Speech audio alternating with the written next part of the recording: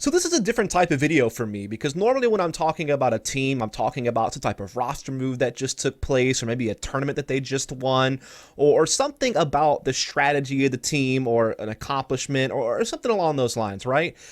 Where with this, I'm really just talking about an acquisition. One team that has existed for at least some time is now just being picked up by a new organization. But I feel that there's a lot to talk about around this. For one, I kind of want to talk about this team a little bit because I feel maybe a lot of people don't know about these players that much. And they've just been picked up by a big organization. And so maybe some of you out there would like to learn more about these players.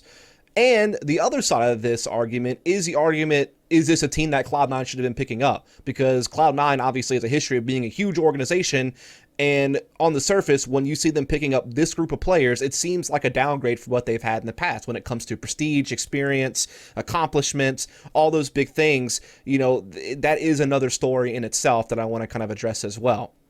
So we'll start with talking about this team that got acquired by Cloud9, ATK. Now, JT and Sonic, of course, are the two South African players that come from Bravado. JT had been playing with that team since 2017, and Sonic even further back than that in 2016. Sonic, of course, being with that team when they went to some of the different ESWC and WESG events and never really placed very big. But that was kind of the only way that we really knew South African CS was these representations from them at these big international events. So it was a way to put that scene on the map a bit. And we definitely learned that Sonic was a pretty young, skilled individual player at that time. That was certainly for sure. A couple other names over the years for Bravado, like Black Poise and different things like that as well that people will recognize. But I think where this Bravado team kind of picked up some steam was whenever they actually moved to North America and they started competing in some of the North American leagues and qualifiers, and they actually wound up making it to MDL, and they actually won the first season MDL that they played. That was season 28. That was kind of mid 2018 or so, but they didn't actually go all the way through and qualify into a pro league spot because I believe that season wasn't even a promotion season. And then the following season, they actually didn't place as highly, had some issues, kind of just came within the top 8, so they didn't make the global challenge or anything like that for season 29. Then season 30, again, didn't really do that great, really had their issues, but then kind of came back and started playing well. They were at the global challenge actually the prior season of MDL, like the one we just had, but again, it's never really good enough to promote. And they would sometimes do okay in online qualifiers, but never really made it to many events. The only exception of which was the DreamHack Open Winter at the very end of 2018. They did qualify for that event, and they actually pulled off a crazy upset and made a run all the way to the finals, if you'll remember, because they got I remember one of their upset wins was a best of one over the Danish Optic team, and then they also had a win over G2 and some pretty close best of one games. They beat that Existence Galaxy team, the Swedish team, to make it to the finals, because obviously DreamHack Open format, if you win the 2 best of ones, then you go straight into the semifinals. Again, they beat that Swedish team I talked about, and then they wound up losing in the finals to Ints, I believe it was, and that was kind of something that got them a little bit of notoriety. But outside of that, there wasn't a whole lot there other than them being really good in kind of the semi-pro level in the Americas. Again, being a pretty solid MDL team most seasons, can contend with a lot of the MDL teams and even some of the lower end pro teams in different qualifiers, but again, just never really made any big events other than the DreamHack Open Winter.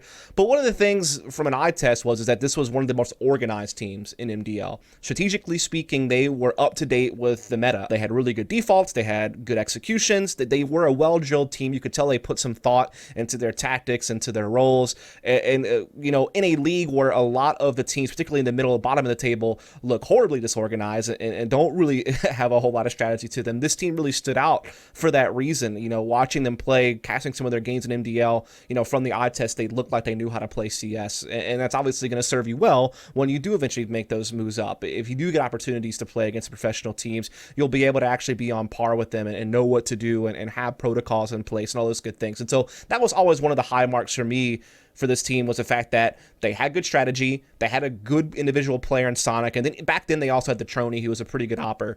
Now, obviously, some of that went their separate ways, right, because some of them moved on to the Denial organization. I think the Trony's family members was like an owner of Bravado as an organization or something like that, and so this kind of caused this rift. And then obviously Denial was a horrible fucking mistake, because those bitches don't pay players, and now they're gone again. The second time wasn't the charm. Hopefully there is no third strike, you're out type situation. Hopefully they're gone for good as an organization to this. But then they got picked up by ATK, and that's kind of where it's at. Now, there's also worth mentioning that Sonic, didn't quite directly go with them into ATK. He actually played for a short stint over at Envy. He was with that team at IM Chicago, in fact, and played some online stuff for them as well. Didn't stay there for very long. Not really sure why that was the case, like what the issues were. Again, he seemed like a pretty good individual player, but yeah, for whatever reason, things didn't work out. And then he kind of came back to play with this ATK team for EPL Season 10, which ultimately did wind up getting, of course, picked up by Cloud9 here. So that's kind of JT and Sonic. JT, of course, being the in-game leader. Again, teams always look pretty sound tactically, so I got to give him some props for that, as well as their coach TC, I believe it is. And then, yeah, Sonic, a pretty well-rounded player, very versatile player in the roles he can play. I've seen him do some, more kind of star roles with the rifle. I've seen him do some opping. He still does quite a bit of secondary opping, but he can also kind of play individual roles where he just kind of plays to the edge of the map by himself and can be a playmaker there, just kind of play for information, play for the mid to late round, but then get used in a more active role when it actually comes to set pieces and things of that nature. So again, very fluid player, definitely can do a lot.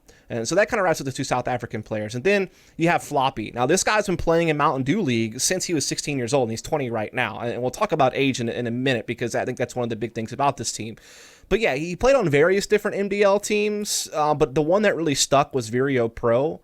And that was a team that was able to make the Global Challenge for MDL one season, but again, just wasn't quite good enough to get the bump up. Then he wound up playing with the Singularity team for season 30 of MDL, where they placed top 4, and then they placed in the top 2 the next season. And again, they were always on the verge of cracking into the pro leagues, but never could quite do it. Like, they always would just fall short in like a key match in relegation or a key match at the Global Challenge lane or something like that, and just can never quite get it done. But you'll probably know him from playing with Vireo Pro, as well as playing recently with Singularity throughout 2019 before joining this ATK team. Very young player, very gifted rifler, definitely has good mechanics, definitely was one of the up-and-coming players I was keeping an eye on for MDL, alongside some of the other guys, which actually wound up getting some trials on a team like Cloud9 in the past, like Zelsis, and there's Food that's now in EU United. There was a couple of different players that came out of this MDL scene, and Floppy was definitely one of the ones that I thought would get a chance and look pretty good. Speaking of which, we'll talk about the other one, which is the opera of the team, OC. And he also played a little bit with Floppy on Singularity throughout 2019 and had a couple of MDL runs, but what he was famous for was kind of being a part of the original Singularity, that for North America at least, because they picked up a team called Gorilla Gang, and he was actually playing with guys like Vanity and Food, who are now at United, though Vanity isn't anymore, but was there for a bit. And again, a guy that looked like a pretty solid op, and so I definitely thought that he was one of the people that kind of fit that billing, like maybe this next up-and-coming sniper, especially again, he's very young, put up pretty good numbers in MDL and different NA tournaments that he was playing in, so definitely a prospect, someone to keep an eye on, someone that seemed like he was kind of working his way up the ladder. And then you have Modem, or MOTM. I pronounce it Modem because it's just easier, but maybe it is just MOTM spelled out. I think that's probably what it's supposed to be, but Modem just kind of rolls off the tongue better, so that's what you're getting. Sorry, buddy. If it's a big problem, I'll fix it for the future, but it's always easier to do that. And he actually did play a bit with OC on a team called Ethereum, a couple of years ago, kind of 2018 time frame again. Played a lot of Mountain Dew League, different online qualifiers, different small league stuff. Kind of bounced around a bit. He actually did get some notoriety because he did stand in for E United at season 9 of EPL and actually played pretty well individually in the 8 maps he played for that team. So that might have been a place that you saw him. But again, other than that, mostly playing MDL level. Similar story to Floppy and OC. Seemed to be a pretty solid player and different MDL stuff and smaller stuff he played in the kind of semi-pro level of NA, but just never really was on a team for an established period of time. It felt like he had a hard time. He had a couple MDL seasons with a couple of teams that would kind of place in the middle of the pack, but he was never able to really be a stable fixture on like one of the top MDL teams. The only exception was when he played on Singularity for season 30 alongside some of the guys he's playing with right now, Ozzy and Floppy. That is finally where you did see him kind of get to stick with the team for a bit of time and actually do some cool stuff. Mostly an entry fragger, definitely see him taking a lot of the difficult roles, kind of going in first, setting up other players. At times he can pop off in really big games. He did have kind of an unfortunate moment at EPL season 10 where he played a little bit poorly in some big games, but overall, his track record since he's joined ATK and all their online stuff, and even kind of some of the other EPL games, he actually played really, really strong. Actually could put up monster numbers. So definitely a solid team. And I think the sentiment here is that you have a bunch of young players in this team. I think the oldest player is Sonic at 21, but I think that's actually recent that he turned 21. Everyone else in this team is 19 or 20 years old. Most have been playing in the semi-pro MDL level since they were 16, 17 years old. So definitely had the experience playing at the semi-pro level and have had some success at semi-pro level. Just never were able to make that leap into like a professional team and actually get into the big leagues. But now, they got their chance with ATK, right? They kind of came in as a stand-in team for the EPL Season 10. And this is kind of, the few bits that they've actually played together as a team was EPL Season 10. Now, they actually had a tough one in the initial group stage for EPL Season 10 because they had to play Liquid and Renegades. But they did beat out Singularity in the final best of 3 to actually make it into the secondary group stage for EPL Season 10, where they were able to pretty much clean house. They beat Envy, Singularity, and Daytona. They won all 3 best of 3s, and they actually went to these EPL finals that they had right here at the end of 2019. And, of course, they got some notoriety there because they beat North and G2 in best of 3s. They did get waxed by Mouse Sports in the best of 3 and the best of 1 to open the tournament, but had some good games against G2 and North, which was definitely still punching above their weight, considering that North and G2 are actually established teams. And while G2 obviously just made some recent really big moves to go international, still the name value on paper, it was punching above their weight for this group to be able to beat them and actually have a semi-solid run at that event, I would say, right? At the end of the day, they wound up placing top 8, pretty solid for a group of players who haven't really played much at professional level, don't have that much experience, are quite young. They're able to pull off something here. So definitely, I think the sentiment for this team, because of all what I just said, is that they deserve the chance. They deserve the chance to get an organization, be able to get some structure behind them, be able to compete more regularly at the professional level, and see if they can't jump into kind of the mid-tier of the America scene. I mean, again, they have players that have some mechanical ability, particularly against Sonic and Floppy and Modem when he's on. OC, a pretty decent opera as well in his own right. JT, not a big fragger, but a good tactician. They have well-established roles, with JT kind of being the sacrificial entry fragging in-game leader to set up other players. When you think of like an MSL or something in the past, he kind of fills that void. He sets up someone, particularly like Modem. Modem's kind of the guy who does a lot of the entry work, but also Sonic can be really active in some of their executes, but also plays individual roles and default, same with Floppy. So they have their roles established. They can play default CS. They have some faster attacks on a few different maps that they feel comfortable playing, so they can change it up. And they do look promising. And again, because they're all so young, they have a lot of room to grow. All being, 19, 20 years old, except for Sonic, who's 21. So a lot there to really keep your eye on and really be kind of hopeful for, that this team can actually, do something interesting. But now the other side of this story is talking about whether or not Cloud9 should have picked up this team.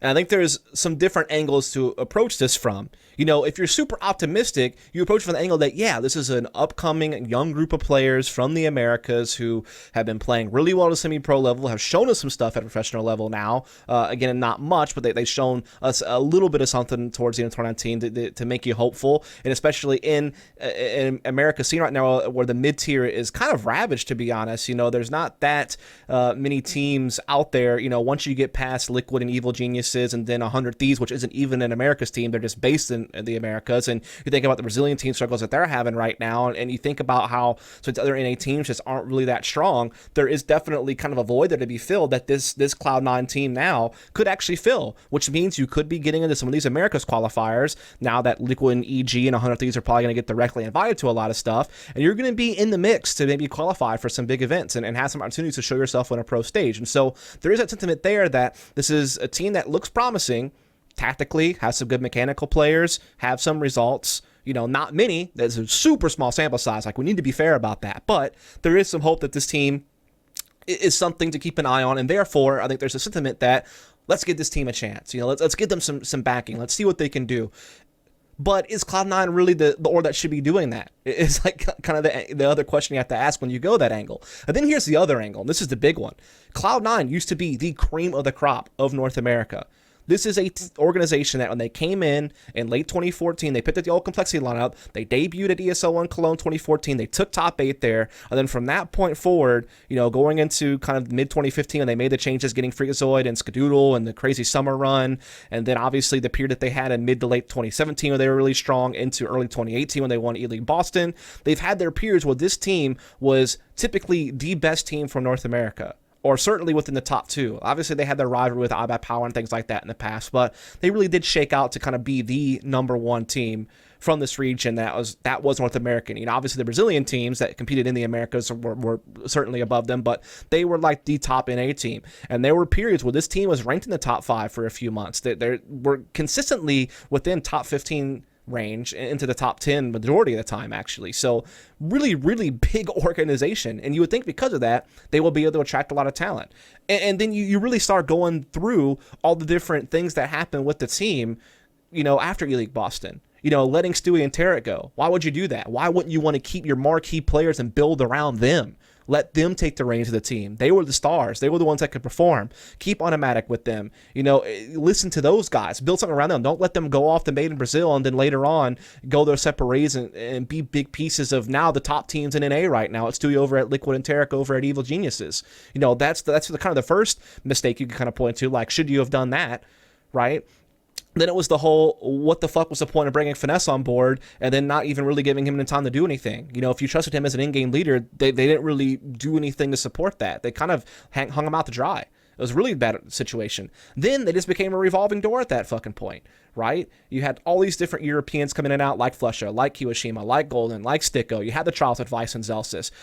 You had Cajun B come in and out. There's so many players that I'm probably not even thinking of that came in and out of this team that would play there for a short time, and then it was just like, well, what's the point, right? Now, granted, they did get really unlucky with Golden. He did get ill, and they couldn't use him the way they wanted to, and there was this period where they would have had Golden, Flusha, and Kiyoshima on the team at the same time with someone like Automatic, and then maybe that would have actually been a pretty legit team if you actually gave it time. So I can't fault them for that one. They did get really unlucky with the Golden situation, but there were still so many question marks before that point and after that point that really got you wondering, like, what the heck's going on? And then forget about all that. Like, why didn't they go out and get Stanislaw? Why did they let him go to Optic and then go to Complexity? You could have went and gotten that guy. He could have been your marquee in-game leader if you wanted to stay in North America instead of letting him go off to Energy and now Evil Geniuses and kind of being that. Like, that was a big miss for them. And there's plenty of other players that were probably big misses. And forget players. Think about teams that they could have bought. Like, why weren't they in the running to pick up this team that's now over at 100 Thieves? Why weren't they in the running to buy the Energy team that went to Evil Geniuses? If they were willing to go European, why weren't they the ones picking up this OG team?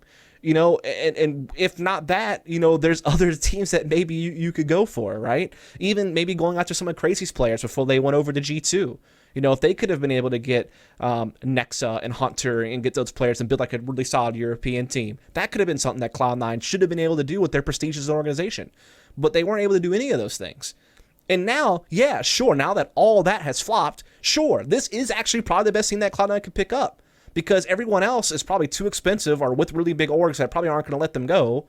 And then there really is no other North America teams. Again, I kind of talked about how outside of Liquid and EG and some of the Brazilian teams, there's really not much there. That is the other angle to this, that Cloud9 really seemed to have a lot of misses over the last couple of years, have a lot of mismanagement over the last couple of years with their roster, and some of it is their fault, some of it isn't, like with the whole Golden situation, for example.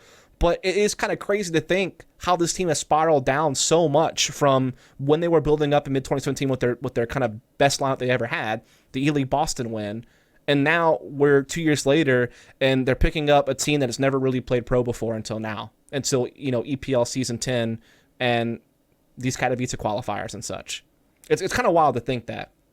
So, and that really is, I think, adds like a different element to the story. Like on the one hand, we have this group of players that were over at ATK who represented this kind of next generation of player who are quite young, who were mechanically gifted, who knew how to play the game, who had strategy behind them, who were doing well in the semi-pro levels on their respective different teams as individuals, and then when they came together on ATK, had that one splash at EPL Season 10 that made you interested, but now they're already getting brought up to Cloud9, where they have to represent this big organization and try to qualify for big events consistently, do well in this new B-Site league, represent Cloud9 there. And again, we all felt like they deserved the chance, but you felt this is a team that would get it picked up by like a different org that wasn't as established as Cloud9 is in CS. Like a TSM wants to make a return to CS, fair enough, this might be a group of players to do it if you're trying to stay within North America. Same could be said for Dignitas if they weren't going to go the whole Swedish retirement home route, and they wanted to stay in North America since they are with the 76ers. This could have been a group for Dignitas to look at. Certainly better than a lot of the NA teams they've had recently, right? So those are the type of orgs I was thinking of that would come in and get this team, not Cloud9. This is a team that has a lot of backing, has a lot of investment, has a track record of success in CS, was one of the leading organizations in NA for CS and were, again, ranked well internationally through most of their tenure in this game. And then this is what happens. And this is not to take a shot at the group of players they picked up. Because again, I've been singing their praises throughout this video. I think that they are a great group of guys, and I wish them the best. Look, at the end of the day, all I can say is that I'm happy for this group of players. You know, I've met with some of them personally. They seem like great guys. They seem very capable in the server, and I was hoping that something would come their way. I just didn't expect it to be this big of an organization that had this, you know, kind of history in the game.